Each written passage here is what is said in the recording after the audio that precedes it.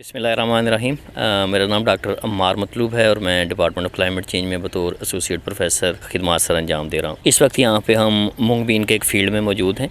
मूंग been की जो variety हमने काश्त की है ये अज़री जो है 2021,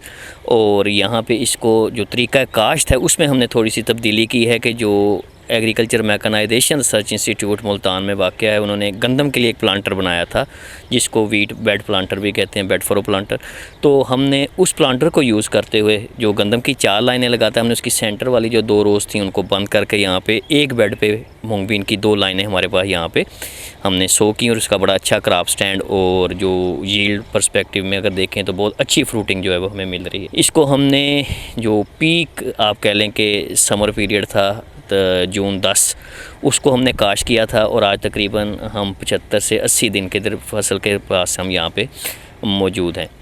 तो हमारे पास यहाँ पे बहुत अच्छी फ्रूटिंग है मूंग बीन की। मूंग बीन जो है पंजाब में ये समर जो हमारी पल्सेस हैं उनमें नंबर 1 है, इसके बाद माश आती है। तो मूंग बीन का एरिया जो है ओवर ईयर्स डिक्लाइन भी हुआ है, कुछ बड़ा भी है। रिसेंटली ये तकरीबन 0.18 मिलियन हेक्टेयर पे लग रही है, और हमारे पास जो प्रोडक्शन है वो लेस दैन पॉइंट आप कह लें कि 15 मिलियन जो टन्स हमारे पास जो है वो आती है। तो पंजाब में जो हमारे पास इसका कोर एरिया है वो तो आप कह लें कि मियाँ वाली जो हब है, यहाँ पे एक पिपला है जो दरिया खान की बेल्ट है, इसके अलावा जो भक्कर है, लैया है और क्लोर कोड वगैरह के इलाके जो हैं वहाँ पे अच्छी फसल। तो हम इसको इरीगेटेड जो है मार्जिनल लैंड से हम इसको इरीगेटेड जो आपाश इलाके हैं वहाँ पे इसको ला रहे हैं, ताकि जो वीट के जो है क्रॉप वो मूंग बीन के बाद उसको उसकी जो न्यूट्रिशनल बेनिफिट्स हैं in terms of soil fertility वो कैरी हों। तो मूंग बीन जो है हमारे पास एक समर में एक अच्छा ऑप्शन है। ना सिर्फ ये कवर क्रॉप है बल्कि ये सॉइल फर्टिलिटी को जो है उसको भी इन्हांस करती है, और उसके अलावा इसका जो रेट है आजकल काफ़ी बेहतर है तो कंपेयर टू अदर जो हमारी समर क्रॉप्स हैं जिनमें हम लेके चल सकते हैं सीसेम वगैरह को या अदर जो माइनर हमारी क्रॉप्स हैं। तो उनसे ना सिर्फ इसका इकोलॉजिकल बेनिफिट्स हैं, इसके आप कह लो कि सोशो इकनॉमिक बेनिफिट्स भी हैं, और इसके हेल्थ बेनिफिट्स जो हैं वो भी अपनी जगह पे हैं। मूंग बीन जो है ना सिर्फ आप कह लें कि लाहमियात जो प्रोटीन्स हैं वो हमें दे रही है, इसके अलावा ये रिच है आयरन में, कैल्शियम, न्यूट्रिएंट्स जो हैं बाकी उन सारी चीज़ों में। यहाँ पे हमने इसको आजमाइशी तौर पे ये दूसरा हमारा साल है हम इसको उस प्लांटर से काश्त करें। हमारे पास बड़ा अच्छा स्टैंड जो है वो इसका आ रहा है यहाँ पर। मेरी काश्तकार भाइयों से गुजारिश है कि जब भी मूंग बीन को काश्त करें, एक तो साइल जो है ज़मीन में जो प्री इमर्जेंस कबलस उगाओ ज़हरें उनका इस्तेमाल लाजमी करें, ताकि जो जड़ी बूटियाँ हैं उनका जो है कंपटीशन या मुकाबला राई का जो चांस है उसको कम से कम किया जाए। दूसरा सीड को जो है जरासीमी टीका लाजमी लगाएँ, और ख़ासकर उन ज़मीनों में जहाँ पर मूंग बीन पहली दफ़ा काश्त हो रही हो, ताकि जो बैक्टीरिया है उसकी एक अच्छी पॉपुलेशन डेवलप हो सके और जो अपने आप को सस्टेन करे नेक्स्ट क्रॉपिंग सीज़न तक। तो जरासीमी टीका है, प्री इमर्जेंस हर्बिसाइड्स हैं, उसके अलावा इरिगेशन जो है यहाँ पर,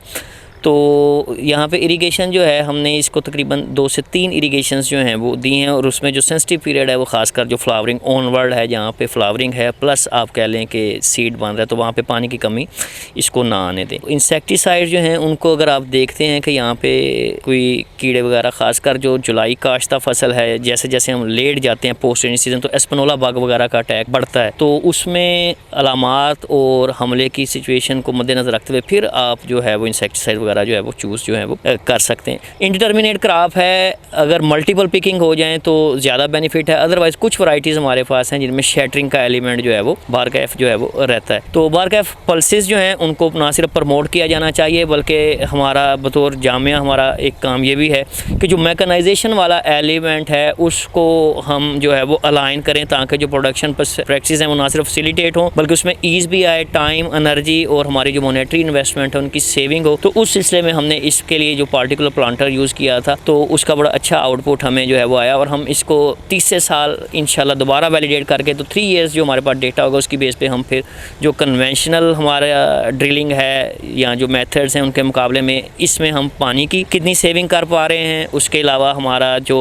फसल का दुरानिया है वो कितना की कम हो जाता है और हमारी पैदावार कितनी कम या ज़्यादा हो रही है, तो उसके बारे में हम एक इंशाल्लाह जो न्यूमेरिकल वैल्यूज़ हैं वो भी आपके साथ शेयर करेंगे इंशाल्लाह।